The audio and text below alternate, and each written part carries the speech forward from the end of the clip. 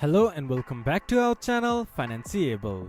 Today in this video I'm going to show you how to change your chart theme color in MetaTrader 5.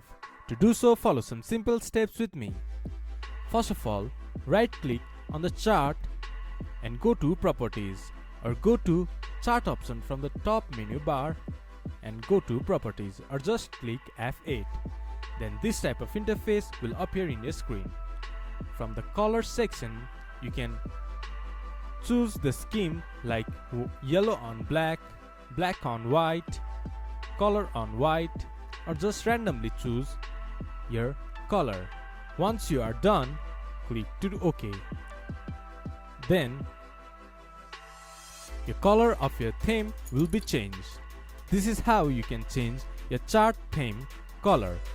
This much for today's video. If you guys find our video helpful, please leave a like and comment.